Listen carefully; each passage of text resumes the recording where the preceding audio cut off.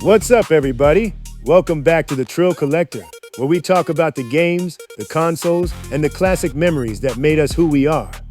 Today, we are stepping away from the masterpieces and heading straight into the digital dumpster fire. We're talking about the titles that made us regret blowing into our cartridges. So the question is, what are the top 10 worst Sega Genesis games of the 90s? Now this list is based on broken controls, ugly graphics, zero replay value, and how fast you wanted to throw your controller through a drywall. Let's get into this catastrophe. Number 10, Slaughter Sport. Coming in at number 10 is Slaughter Sport, also known as Tongue of the Fat Man. Before Mortal Kombat made fighting games cool, this absolute mess gave us clunky, grotesque sprite work, bizarre monster combat, and movement so stiff, it felt like trying to punch underwater. It was ugly, it made zero sense, and nobody knew what they were looking at. Number 9, Batman Forever. You'd think a game based on a blockbuster movie would have some budget, but Batman Forever used digitized actors, captured via motion capture, in the worst way possible. The controls were a nightmare to input, the screen was dark and muddy, and trying to execute a basic combo felt like trying to solve calculus. Val Kilmer deserved better. Number 8, Back to the Future Part 3. Movie tie-in games in the 90s were a gamble, but Back to the Future Part 3 hit like a freight train. It split the game into 4 different styles: a dodge chase, a shooting gallery, an isometric target stage, and a platformer, and somehow managed to make every single one of them equally miserable and unplayable. Number 7, Balls 3D. The developer thought, hey, what if every fighter in a 3D fighting game was literally built entirely out of bouncing balls? The answer?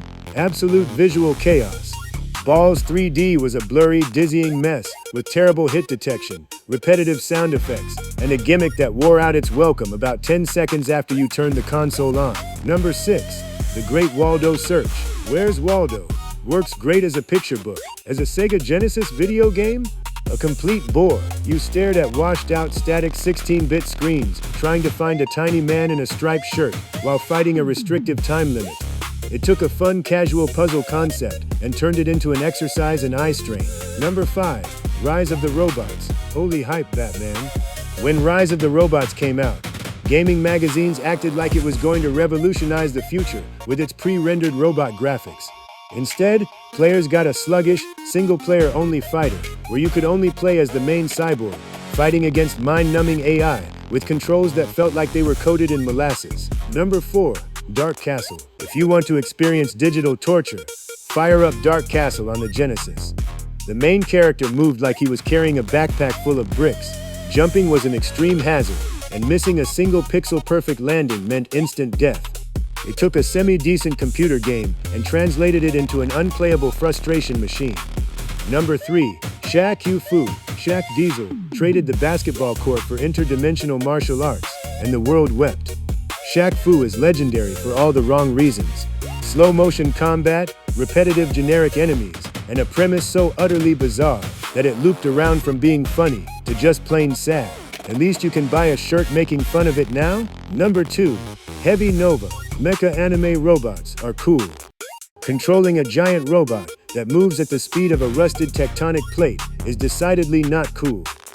Heavy Nova featured painfully slow animations, clumsy combat mechanics, and level designs that looked like they were put together in a basement using spare parts. Trying to beat an opponent in this game felt less like winning a match and more like surviving a punishment. Number 1, Sword of Soden. You knew this digital disaster was taking the crown. Sword of Soden is widely considered one of the absolute lowest points of the 16-bit era. The graphics tried to look gritty and dark, but instead looked like a muddy, brown and gray sludge. The controls had a delay so bad you could press the button, go make a sandwich, and come back before your character swung their sword. It had terrible hit detection, agonizing pacing, and zero redeeming qualities. That is why Sword of Sodan takes the undisputed number 1 spot on the Trill Collector's worst of list.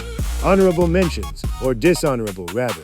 Just in case you thought the pain ended there, let's pour one out for these trash tier runners-up. Fantasia, Double Dragon 3. the arcade game. Journey from Darkness, Strider Returns, Experts, Wayne's World, Time Killers. So there you have it. The Trill Collector's Top 10 Worst Sega Genesis Games of the 1990s.